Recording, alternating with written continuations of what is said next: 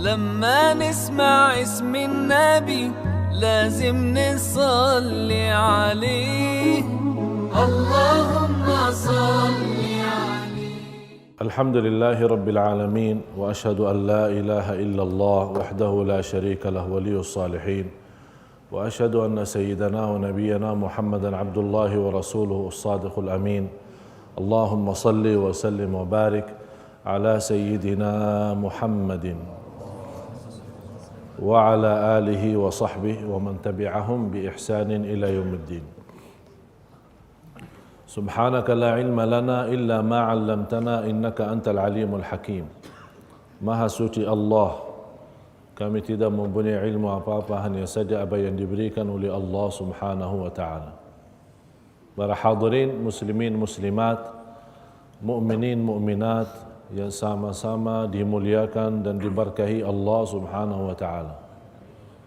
Jemaah sekalian, sallu ala Rasulillah.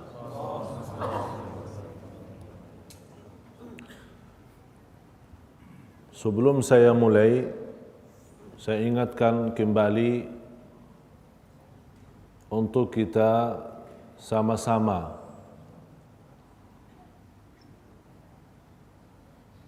memperbanyak salawat kepada Nabi kita Nabi Muhammad sallallahu alaihi wasallam.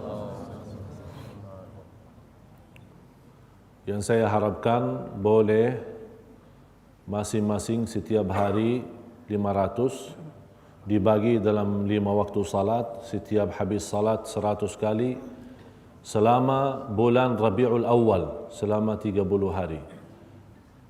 Masing-masing boleh dapat 15,000 per orang. Cuba bayangkan kalau seluruh penduduk Brunei Darussalam bersalawat di bulan Rabiul Awal, saya yakin boleh kita dapat lebih daripada 1 juta salawat dalam 1 bulan kita hadiahkan untuk Rasulullah sallallahu alaihi wasallam. Insyaallah siap? Jadi betul-betul mulai pas sudah masuk ni Rabiul Awal tanggal 1 sampai akhir bulan, setiap hari 500. Mau orang mau lebih boleh, mau kurang dari 500, mau 100, ya terserah masing-masing. Tidak wajib 500. Tapi inilah sebuah berterima kasih kepada Rasulullah yang telah berjuang untuk kita semua agar kita selamat dari siksa neraka Jahannam dan agar kita termasuk hamba-hamba Allah yang diridai Allah Subhanahu wa taala. Jadi kita balas hadiah dari kita untuk Rasulullah sallallahu alaihi wasallam. Yang saya harapkan insyaallah tahun ini negara Brunei Darussalam boleh bersalawat 1 juta dalam bulan Rabiul Awal. Amin ya rabbal alamin.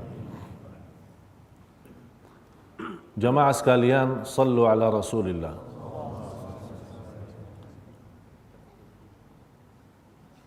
Pertemuan yang lalu kita sudah sama-sama mempelajari kejadian cubaan terhadap Rasulullah sallallahu alaihi wasallam saat menuju ke At-Taif. Bagaimana cara mereka ahli Taif, keluarga Taif melempar Rasulullah sallallahu alaihi wasallam, dan kita sudah sama-sama mempelajari doa Rasulullah sallallahu alaihi wasallam saat dia dalam kondisi sedih habis terjadi menghadapi kesusahan di kota Taif. Danlah terjadi Isra Mi'raj sebelum hijrah Rasulullah sallallahu alaihi wasallam kurang lebih 1 tahun. Ada yang berkata terjadi Isra Mi'raj di bulan Rajab. Ada yang bilang 17 bulan Rajab, ada yang sampaikan 27 Rajab. Sebagaimana dijelaskan oleh Al-Imam Ibn Hazm rahimahullah, memastikan kejadian Isra Mi'raj itu adalah 27 bulan Rajab. Kondisi keadaan Rasulullah bersama manusia di bumi diusir dari Makkah, ditolak dakwahnya, diberbuat macam-macam kehinaan, kemudian melarikan agama kepada kota At-Taif untuk mengajak mereka berislam dan beriman, malah Rasulullah SAW mendapatkan cubaan yang lebih parah dan berat daripada kufar Quraisy, dilempar Rasulullah SAW sambil berdarah sallallahu alaihi wasallam. Terjadi hikmah Isra Mi'raj atau kejadian peristiwa Isra Mi'raj, Allah memberikan peringatan kepada Rasulullah, memang kalau manusia di bumi tidak menghargaimu wahai Rasul, ada malaikat dan ada ahlus sama, ahli langit yang mau menghargaimu ya Rasulullah.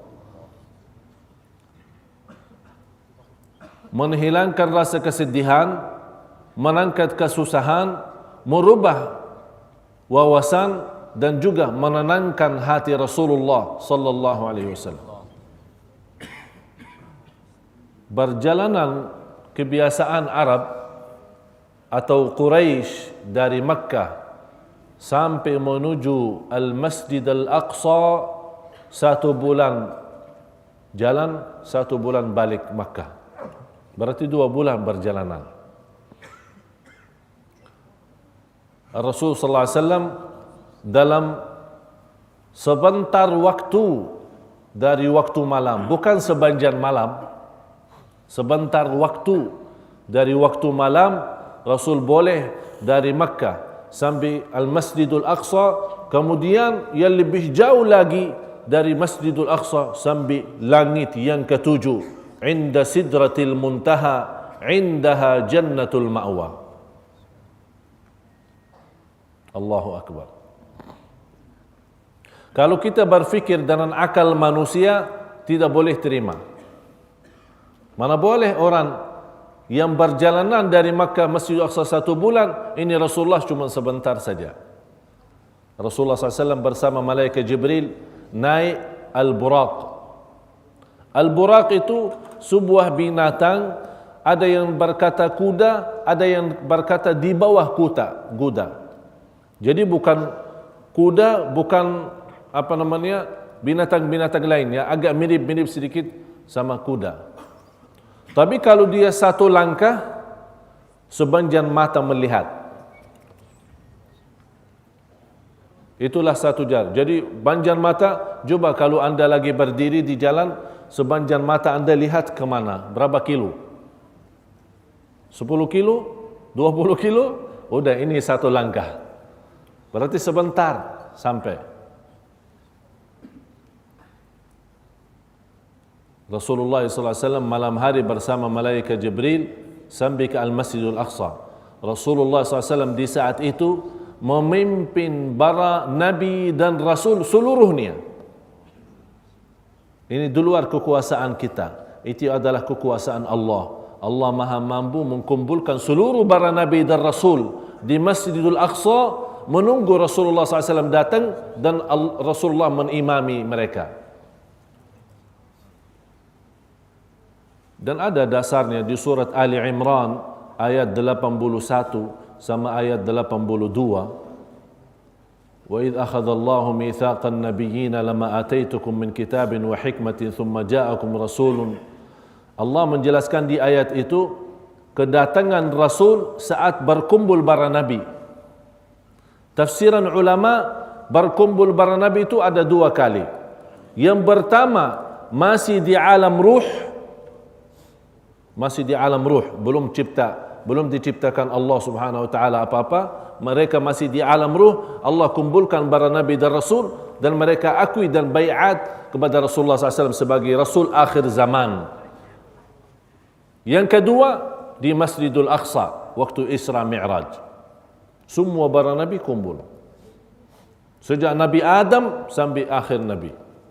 Dan Nabi Muhammad SAW mengimami mereka. Habis selesai itu namanya Isra. Jadi kalau dari timur ke barat atau dari utara ke selatan, perjalanannya lurus, itu namanya Isra. Tapi kalau naik namanya Mi'raj. Habis selesai salat Rasulullah SAW, naik bersama malaikat Jibril. Dan tidak ada manusia selain Rasulullah yang boleh sampai ke posisi yang tertinggi di alam semesta ini. Hanya Rasul.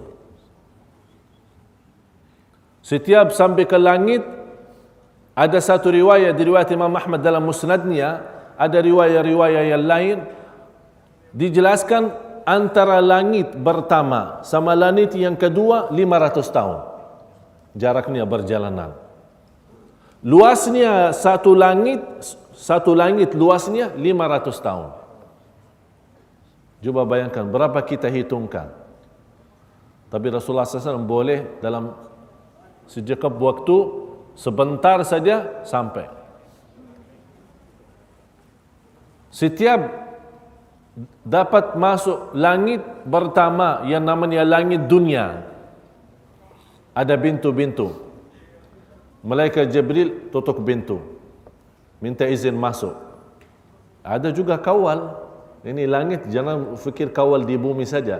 Ada juga di langit ada kawal, ada polisi, ada malaikat jaga. Ini tidak orang sembarangan tidak boleh masuk. Malaikat Jibril tutup pintu, minta izin masuk. Ditanya sama yang jaga, siapa? Dia jawab, saya Jibril, bersama saya Muhammad sallallahu alaihi wasallam. Langsung dibuka. Memang kami diizinkan dan diperintahkan untuk buka untuk Muhammad sallallahu alaihi wasallam. Naik. Rasulullah SAW berjumpa di langit yang pertama Nabi Adam.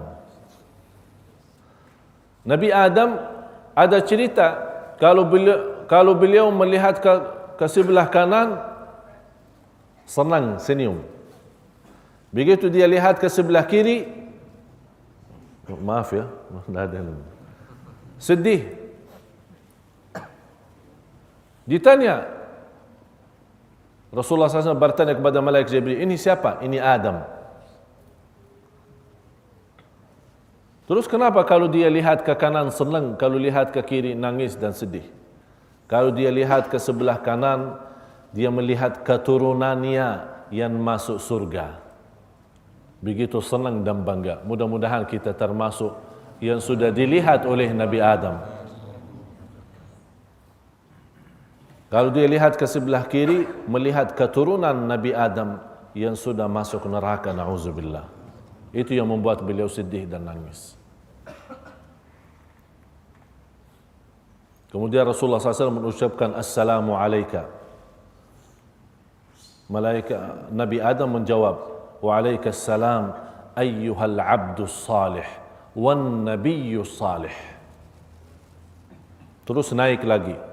Langit yang kedua, jumpa di langit yang kedua Nabi Yahya dan Isa alaihi salam. Kemudian lanjut lagi, naik Rasulullah SAW ke langit yang ketiga. Jumpa di situ adalah Nabi Idris.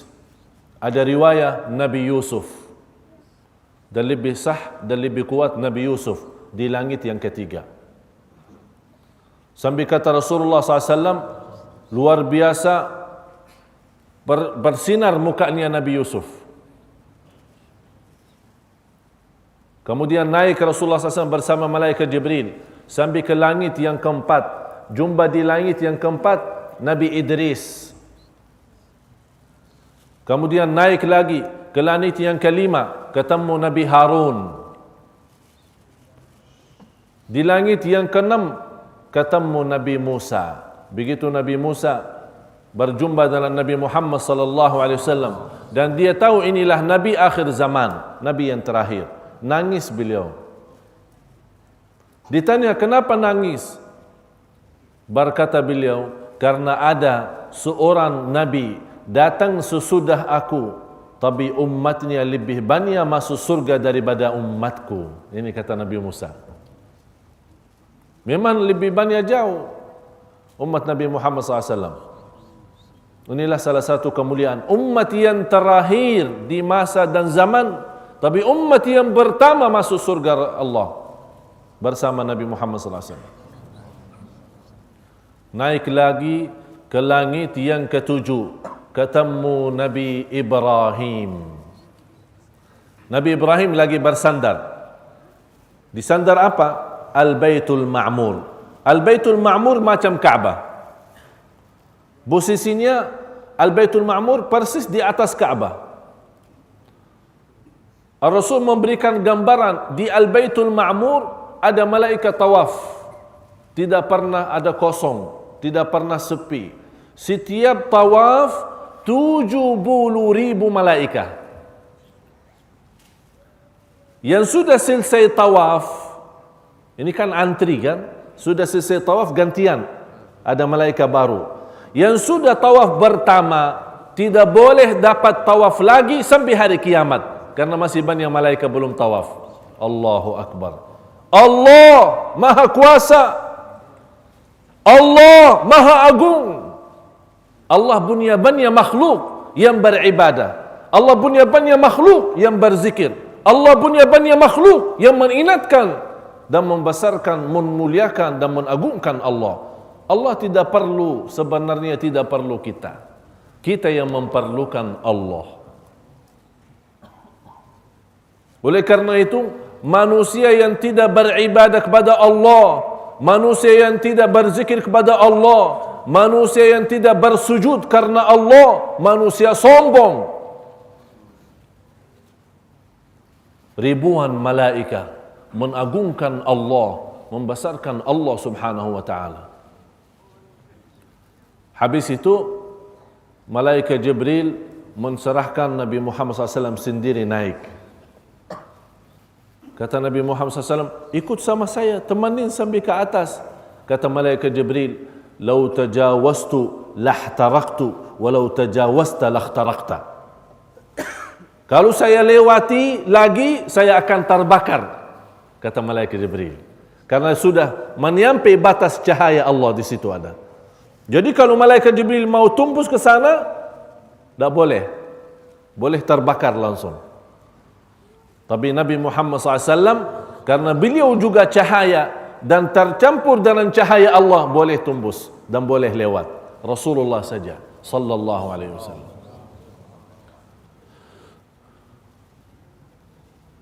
Di situ begitu Nabi Muhammad sallallahu alaihi wasallam naik, mengucapkan, apa ucapkan assalamualaikum? Kalau kita jumpa orang bilang assalamualaikum kan? Dia jawab waalaikumsalam. Tapi ini Nabi Muhammad jumpa Allah terus mengucapkan apa? Kalau bilang assalamualaikum, Allah assalam. Allah assalam kan? Bagaimana boleh kita bilang assalamualaikum ya Allah? Rasulullah SAW membawa, Allah ilhamkan, Allah memberikan kepada Nabi kita ilham, membawa salam kepada Allah yang sangat agung. At-tahiyyatu al-mubarakatu at-tayyibatu as-salawatu az-zakiyatu lillahi rabbil alamin. Akhirnya menjadi sunnah kita, kalau lagi salat baca tahiyat. Ada 7 riwayat tahiyat, 7 macam riwayat. Dan salawat Ibrahimiyah di tahiyat kita ada 6 riwayat. Ada bermacam bedaan. Rasulullah sallallahu alaihi wasallam habis mengucapkan at-tahiyyatul mubarakatut tayyibatus salawatu lillahi rabbil alamin. Allah jawab, assalamu alayka ayyuhan nabiyyu wa rahmatullahi wa barakatuh. Begitu Rasulullah mendengar jawaban dari Allah, langsung ingat kita. Dia tidak mau hanya dia sendiri saja mendapatkan barakah dan aman dari Allah, dia harap juga umatnya.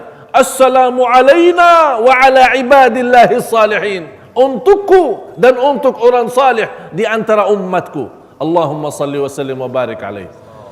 Sampai di saat itu Rasulullah masih ingat kita, tapi kita terus lupa. Rasulullah satu orang memfikirkan miliaran umatnya, tapi miliaran umatnya belum mampu memfikirkan satu orang. Wala haula wala quwata illa billah. Sedih.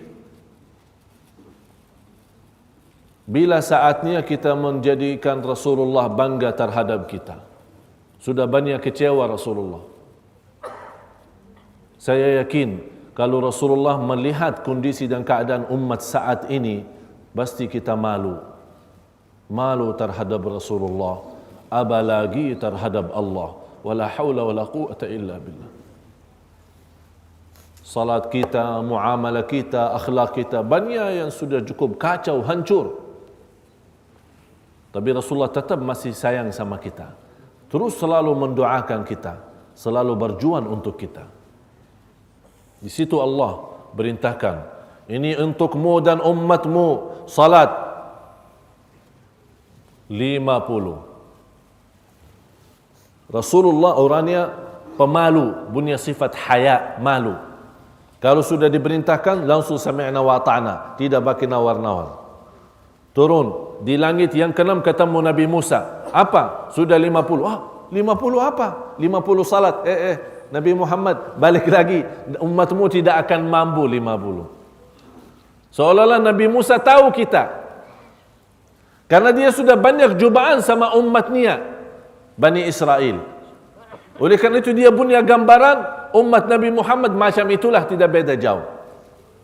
Minta dikuranin, minta diskon. Naik lagi Nabi Muhammad SAW. Dikuranin. Ada satu riwayat dikurani 5, ada satu riwayat dikurani 10. Sampai menjadi 5. 5 waktu salat. Turun Nabi Muhammad. Ditanya Nabi Musa. Nabi Musa orangnya suka tanya. Sama Allah saja suka tanya, apalagi sama Nabi Muhammad. Langsung datang. Sudah gimana? Sudah 5. Nabi Muhammad naik lagi, minta dikuranin. Umatmu 5 saja belum mampu. Masya Allah. Nabi Musa tahu 5 waktu saja sekarang umat Islam belum beres. 5 saja belum beres. Saya jumpa satu orang, saya bertanya ajak salat maghrib, dia bilang saya cuma salat 3 waktu. Apa itu? Salat Idul Adha, Idul Fitri sama Jumat. La haula wa la quwwata illa billah. Ini umat Nabi Muhammad sallallahu alaihi wasallam. Habis itu Nabi Muhammad SAW berserah dan menerima keadaan dan perintah Allah Subhanahu Wa Taala. Langsung Allah memanggil, inilah faridatku, ini farduku, perintahku, diberikan untuk umatmu 5 salat dilaksanakan, tapi pahalanya tetap menjadi 50. Allahu Akbar. Luar biasa. Dan banyak hal yang dilihat oleh Rasulullah SAW bukan menjadi bahasan kita. Rasulullah SAW turun sampai ke Masjidil Aqsa dan kembali kepada tempatnya di Makkah. Dalam waktu semuanya ini terjadi dalam waktu sebentar saja. Ketemu Quraisy, terbawa berita Rasulullah sudah Isra. Rasul itu belum cerita Mi'raj. Rasul hanya cerita Isra sama Quraisy, tidak percaya. Bagaimana kalau Rasul cerita Mi'raj juga? Langsung mereka, kita terus kalau mau ke Masjidil Aqsa 1 bulan. Ini sebentar. Coba ditanya, datang Abu Jahal, datang semua Quraisy. Ini kita tanya ini. Ini beriksa Rasulullah jujur atau tidak. Tolong kasih gambaran Masjidil Aqsa, bagaimana bentuk Masjidil Aqsa. Kan Rasulullah kan pergi ke sana sebentar. Tidak sampai jalan-jalan pusing-pusing dalam masjid. Lihat ini, lihat berapa cendela, berapa tiang, berapa ini. Kadang-kadang kita yang sering dah masuk masjid belum tahu berapa lampu, berapa tiang, betul kan? Apalagi Rasul punya tugas. Ditanya sama Quran. Rasulullah macam mana boleh jawab? Allah perintahkan malaikat Jibril, bawalah gambaran Masjidil Aqsa. Rasulullah boleh tengok dan beritahu Quraisy. Ada pintu kanan. Lihat. Terima kasih malaikat Jibril. Langsung dikasih tahu semua. Terbuka hijab. Dikasih tahu. Sambil kufar Quraisy, benar ini cerita. Tapi tidak mau beriman. Tetap tidak mau beriman. Langsung dipanggil Abu Bakar Siddiq. Coba, ini Abu Bakar kan kawan Rasul yang paling akrab, paling dekat. Coba lihat, coba inti punya kawan ini katanya sudah ke Masjidil Aqsa. Bisa masuk akal ini? Boleh diterima? Apa kata Abu Bakar? Siapa yang cakap seperti ini? Ini inti punya kawan Muhammad sallallahu alaihi wasallam. Kata Abu Bakar, kalau dia bercakap seperti ini, saya percaya. Udah selesai, dah ada. Dia juga sama-sama gila katanya. Dari situlah Abu Bakar Siddiq dipanggil, diberikan gelar As-Siddiq, yang selalu terima apapun yang datang dari Rasulullah SAW. Habis kesedihan, banyak masalah yang dihadapi Rasulullah SAW di Makkah dan di At-Taif, Rasulullah SAW mulai senang hati dan berlanjutkan dakwahnya sampai datang 1 Rabiul Awal berjalan Rasulullah SAW hijrah. Memang terjadi hijrah itu bukan 1 Muharram. Terjadi hijrah 1 Rabiul Awal, Rasulullah berjalanan selama 12 hari sampai ke Madinah tanggal 12 Rabiul Awal, hari Senin. Rasulullah sampai ke Madinah. Tapi kenapa terjadi Muharram menjadi 1 tahun baru, dinamakan tahun Hijriyah? Karena inilah hitungan sahabat habis sepakat, habis masywarah, karena terjadi hijrah di bulan Rabiul Awal. Tapi langkah pertama proses awal untuk hijrah adalah Bai'atul Aqabah. Yang pertama sama Bai'atul Aqabah yang kedua itulah terjadi di bulan Muharram. Di situlah hitungan antara Sayyidina Ali bin Abi Talib kemudian Sayyidina Umar bin Khattab akhirnya menjadikan Muharram adalah masuknya tahun baru Hijriyah. Perjalanan hijrah, peristiwa hijrah sambil Rasulullah ke Madinah, apa yang terjadi semua kita akan ceritakan lebih dalam, lebih lengkap lagi dalam pertemuan yang akan datang. Mudah-mudahan diberikan oleh Allah Subhanahu wa taala sama-sama ilmu bermanfaat, dan mudah-mudahan kita mendapatkan barakahnya, kita sama-sama mempelajari sirah yang termulia, yang tersuci Rasulullah sallallahu alaihi wasallam. Inna Allah wa malaikatahu yusalluna 'alan nabi ya ayyuhalladzina amanu sallu alaihi wa sallimu taslima. Allahumma salli wa sallim wa barik ala sayyidina Muhammad wa ala alihi wa sahbihi wa sallam. Walhamdulillahi rabbil alamin.